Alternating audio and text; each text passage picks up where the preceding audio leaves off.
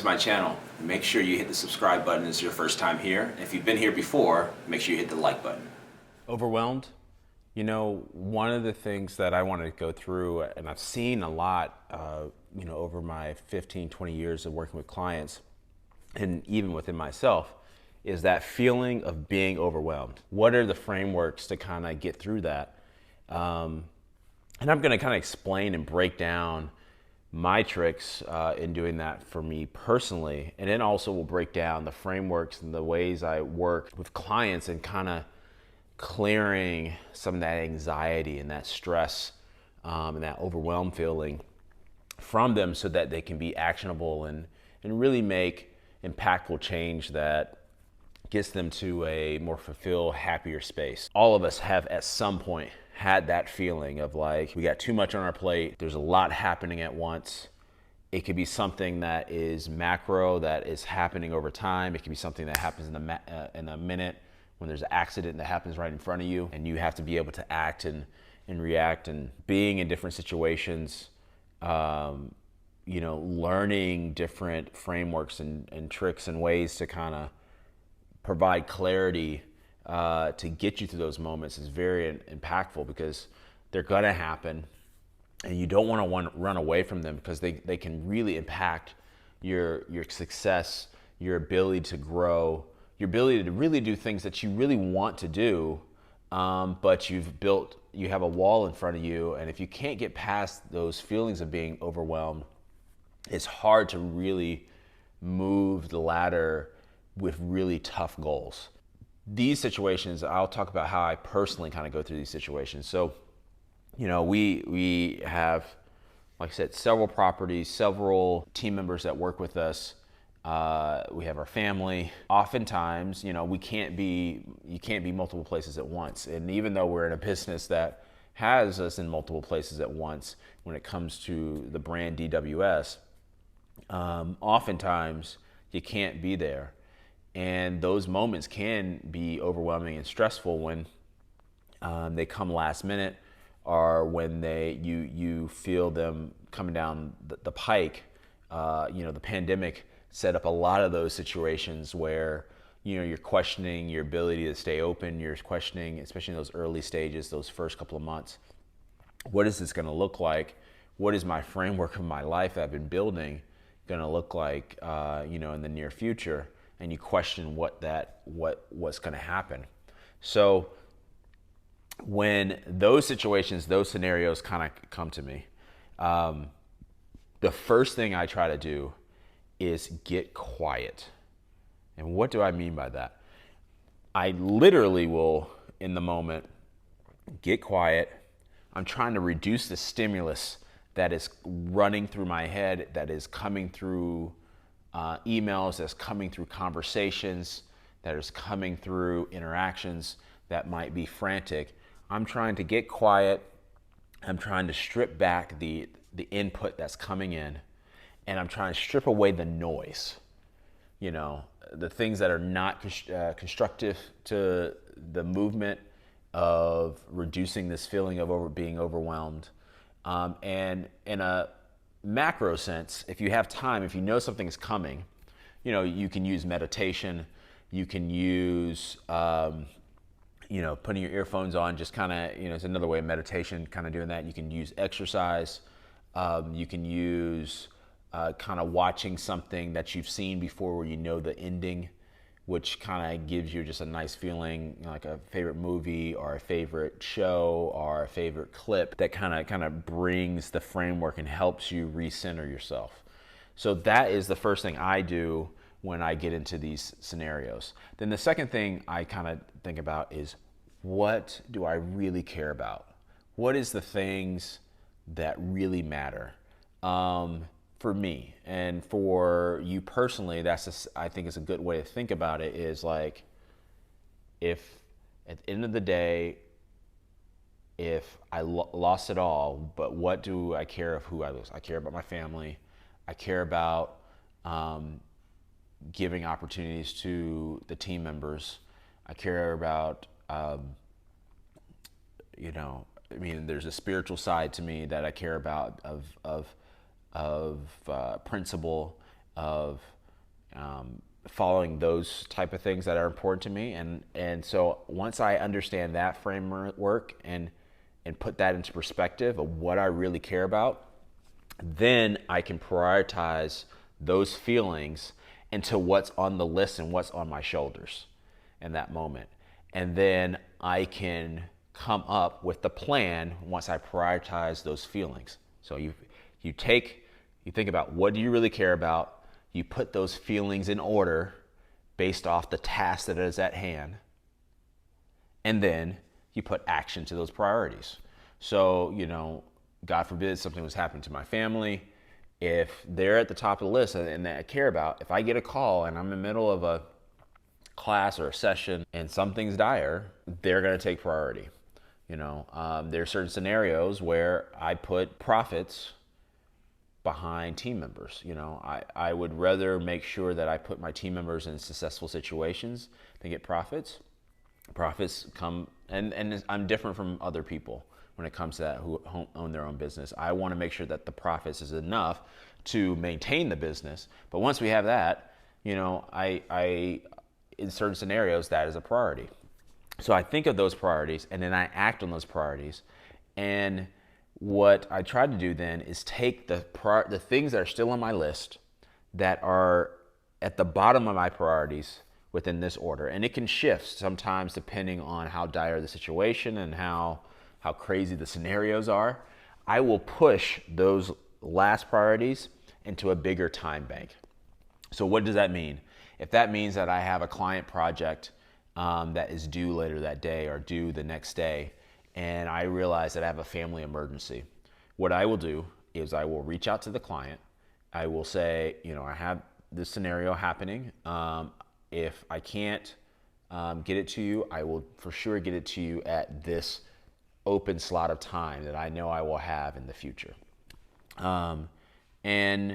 Or I will use resources, other team members, and say, hey, can you step in this point and handle this situation for me so I can handle this priority that has moved up the food chain. And so when you do that, it strips away, that potentially could strip away 20, 30, 40% of the stuff that's on your plate in that immediate time that's making you feel all this anxiety and pressure. And if you can think about, does it really have to be turned in by tomorrow? And if it can be 48 hours, 72 hours next week, that scenario, just from a mental standpoint, can be very helpful in getting you past that overwhelming type of feeling. So focus on those top priorities, acting on those, and then taking those bottom ones and communicating how those are going to move forward towards the future into a bigger time bank. And that's the kind of words I like to use for that. So a bigger time bank of when you have free time. The other thing that is a thought that kind of comes in my head when you're feeling overwhelmed is, I can only do one thing at a time. So let's structure one brick at a time as I build this wall. And if I can think about the building of the wall, it is really helpful. One of the things, and I know he's gotten a lot of crazy slack because of the crazy thing he did, Will Smith, but he had his autobiography was very, very good. And in the first couple of chapters, he talks about a summer where he had to build a wall made out of bricks in Philly with his brother. And they were kids, they were 13, 10, 11, that age group.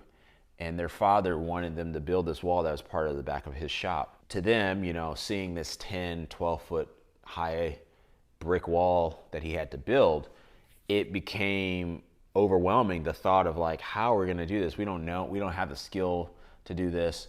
We're not quite sure how to do this. We're not even sure if we're strong enough physically to do this. And his dad said something very simple. What you're going to do is you're going to take the pace, you're going to put it on, and you're going to focus on one brick at a time. And when that framework happened of thinking of just one brick at a time, it slowly removed all of the bricks, and the process, you fell in love with the process of the one brick at a time. And that's what you got to do when you get in that overwhelmed feeling, is fall in love with the process of being able to change the overwhelmed pieces. Good. All right. So now let's think about, how does this work when you're working with a client? You're working with a friend. It could be a little different when you're working with a friend than the client. There's some weird natural things when somebody's paying you for a service that you can communicate to them in a more straightforward way, as you're kind of breaking through their time of being really overwhelmed if they come to you in those moments. But I do think this framework can kind of work. So it's slightly different than how I do it personally. There's a lot of the principles that are the same, but there's some that are different. So let's go through them real quick here. So the first thing is, I gotta remind the client that they're a human, and that they're a fully formed human, and that they're allowed to have mistakes. They're allowed to have this feeling of being overwhelmed and stressed, and that is totally okay. I can tell you from the hundreds of clients I've worked with that they all go through this feeling at some point during the stage of whatever they're going through. It could be them struggling with the process of losing a lot of weight. It could be the process of their business professionally. It could be a personal relationship that they have going that's kind of really bothering them, that's contributing to this overwhelmness. It could be the state of the world in different scenarios. Reminding them that they are human will kind of draw in, it's okay to feel these feelings, and don't feel less of yourself. We got to remind you what you have accomplished in the past, who you are as a person, and somebody else telling them that and trying to strip away that doubt out of their head is very helpful, to kind of start to really communicate what the issues are and how we can be successful in removing some of this being overwhelmed. So that is the first thing, reminding them they're human. Then it's kind of something similar that I've done. What do you really care about? And what I usually try to do from this framework is really be a good listener of what they care about.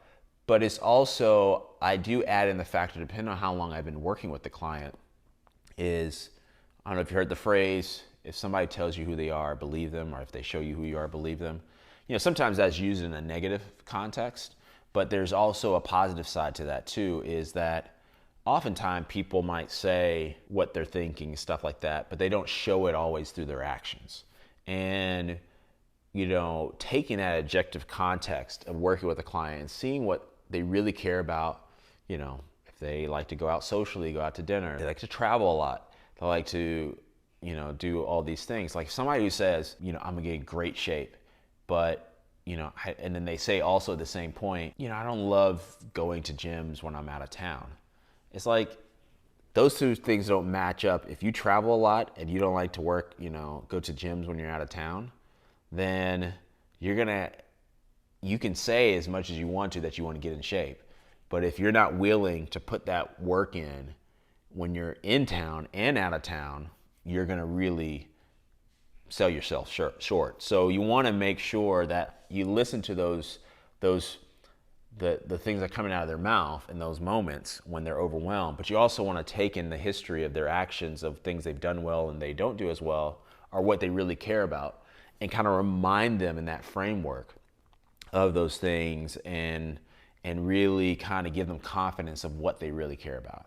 And then once they figure out that, then you want to demonstrate those times that they've been happy, the happiest through their actions, and how can we prioritize those feelings that they have into scenarios to help them get there. So once you know what they care about, you prioritize their feelings, you get them in order of like what things they should tackle first.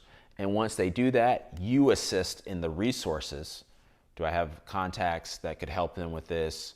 Is it, do they have a construction issue at their house and they have visitors coming in the weekend? Can I reach out to my client who's, in the construction business to maybe do a last minute assist? Is there a video that I've seen that might help them with this process? So whatever those things are, I assist in that resource, providing them the resources very quickly and to the point that they now have a game plan and they have the resources behind them to achieve that game plan. And when you do that, you can push those same thing. You push those lower priorities to a later time bucket. For example, if somebody has a big project coming up and we normally work out at 6 a.m., I'll tell them that it's important that you have good sleep. And my workout is not as important as your sleep in these moments. I won't say that all the case, but in this week, it's the case. I'm willing to take that off the plate so that you can focus on getting that extra sleep or that extra time you need to achieve that big goal that you have coming up this week. So when you wrap those things, these are those frameworks. So I'm going to kind of repeat them so we make it clear. So personally, what I do, I get quiet first. Once I get quiet, then I figure out what do I really care about.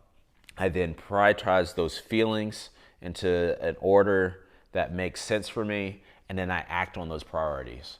And then the leftover priorities that I feel like are not as strong, but that I can feel like I can push it to a later, bigger time bank. What I do with clients is I first remind them that they're human, that things are going to happen, and it's okay to have these feelings. The second thing I do is very similar to me, is what do they really care about? Prioritize those feelings. The next thing, I assist them in the resources to achieve those actions, and then we push any of the other priorities that are lower in the tier to a bigger time bank. So hopefully this is helpful, and look forward to seeing you next time.